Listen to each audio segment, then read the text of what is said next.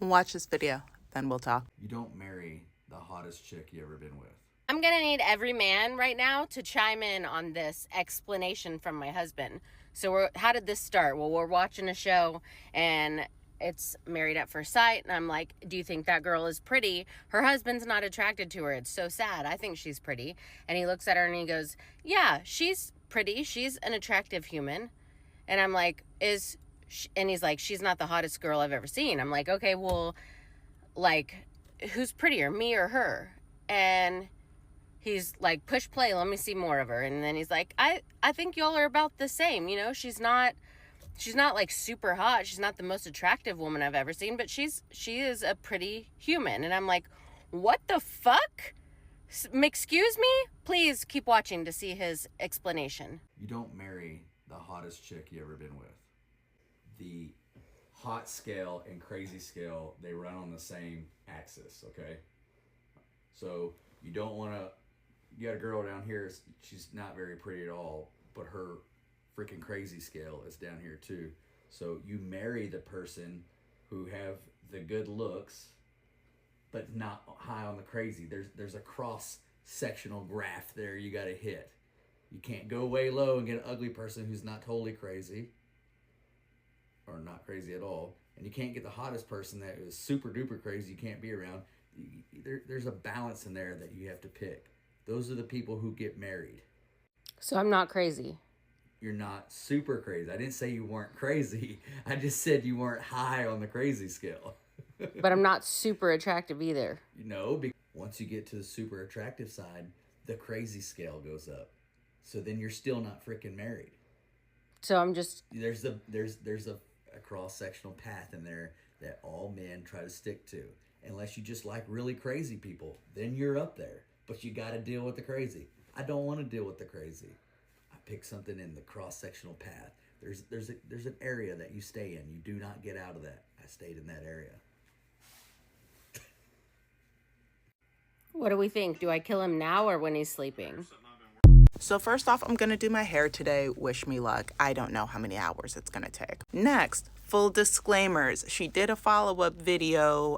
She is not divorcing him. She talked about how she grew up having very low self-esteem. She talked about how she still struggles with her self-esteem. She talks about how her body looks different because of the kids. She talks about how, you know, there was just misunderstanding and how they're going to work on their communication styles and how he needs to learn how to say things more nicely to her. She also talked about... she also said that she feels like he has only gotten more attractive to her the more that they've been together, because that is, in her words, what love is. So with all of that in mind, let's discuss. And once again, do not go finding this lady, sending her any hate. Clearly, she's going through it. Clearly, she's going to choose to continue to go through it.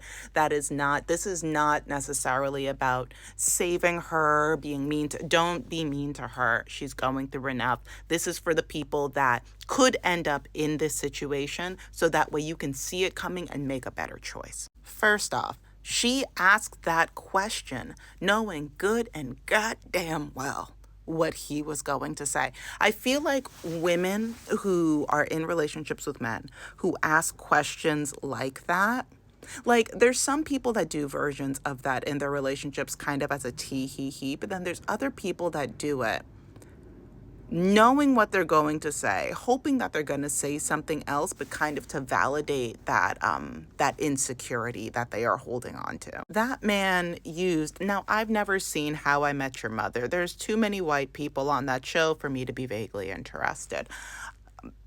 I'm assuming it's about how somebody met the mother of their children. I assume, truly, who knows? But did some light looking, and there is one guy who is, his name is Barney. All the clips that I've seen of him, he just gives massive red flag. And he has a crazy to hot scale. And to use a fictional character's crazy to hot scale, problematic fictional characters, crazy to hot scale, as your means of long-term legally binding partnership is insane. But also saying with your full chest to the mother of your children, to who you're going to sleep next to at night. Like, I don't think men, I've said this multiple times, men need to know more fear.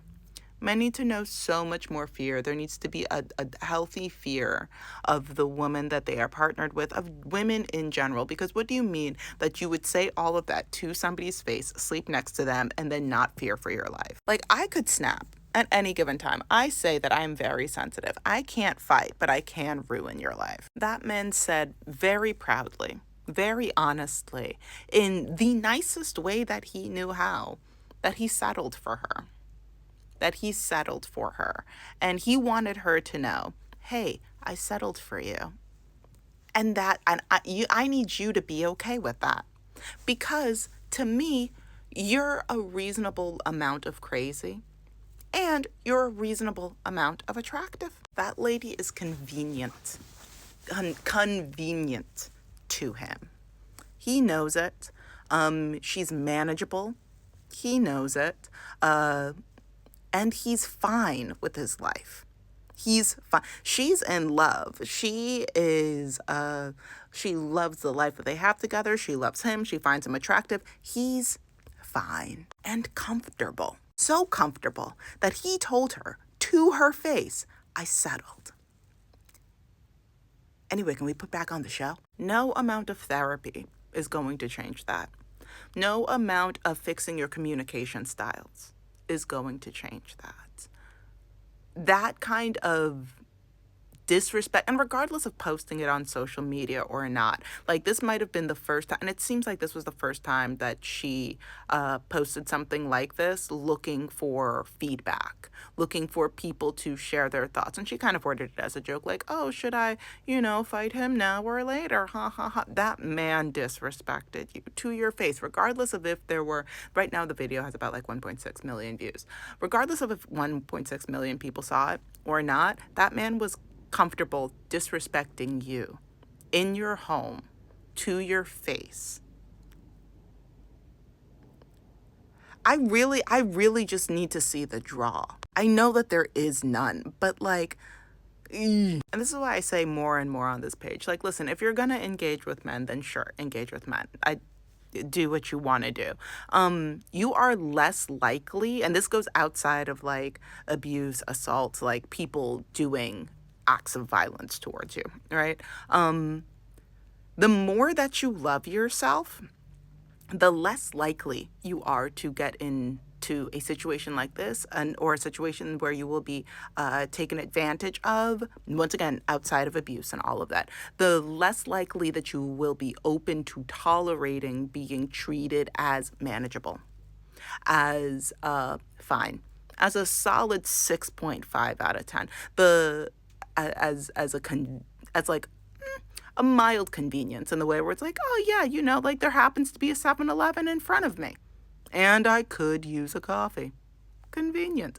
The less that people are going to treat you like that, especially men, the more that you love yourself, the less likely those kinds of situations will happen to you. And personally, I don't care if it's a fake it till you make it. I don't care if you believe it with your entire chest from the beginning or not. You got to start acting like it. You got to start saying it. And at some point, your brain is going to catch up to the way that you're acting. Because if you happen to make it to a point where you get onto the internet and you make a post embarrassing yourself because of the man that you were associating with, and then you make an apology video for that man who said exactly what he said, what he meant to say with his whole chest, and you're saying, well, I'm a stick beside him. And then you have thousands of women in your comment section saying, ladies, she don't want to be saved. She's a lost cause. Let her go. I don't know if I could recover from that. Don't let that happen to you. And even if it doesn't happen online, that's a more extreme situation, right? A lot of people post things like that that don't necessarily go viral. But would you really want that to be the case in your friend group? With your family? The holidays are fast approaching. Do you really want your unfortunate relationship to be the topic of conversation right alongside whatever is happening with our current administration in the United States? Listen, the U.S. is going to be a topic of most people's holiday dinners, regardless of where you are in the world. There's too much happening and it's all a mess. Do you want your relationship to be topic number 2 or topic number 1? before Trump. And it's been a while since I've said this, but I'm going to have to say it again. We need to bring back shame. We need to bring back shame. We need to bring back the, ooh, I can't have people seeing me out like this. And I know that I'm saying this as I've literally rolled over, hair looking however it's going to look under here. I'm mildly concerned. This is not the kind of, I don't think that this is anything to be shameful about, but coming onto the internet and having a man, the whole question of is having a boyfriend embarrassing? Well, yeah, but in the very least, you could leave a boyfriend and not have to pay hundreds, if not thousands of dollars in legal fees. That's rough. Now, that's not necessarily embarrassing. I'm all here for divorce. Arguably, I say get your divorces. I'm quite pro-divorce. There's some people who's like, oh, maybe you could work it out. I don't say that. Have I ever said that? Don't think I've ever don't think I've ever said that. Now, what is embarrassing though is being married and sharing how much your husband does not like you online, and then coming to his defense in front of all the people that are saying that man don't like you, and then standing 10 toes down and saying, well, you don't understand, because even though I posted that, and it did hurt my feelings, that's my man. That's embarrassing. I don't want that for you guys. I need you all to make better choices than that. I think those are all of my thoughts for right now. Don't forget to like, share, subscribe, and if you're interested in leaving the United States, head over to Black Babes Abroad. We got a lot of resources over there. Make good decisions and stay safe out there. All right, bye guys.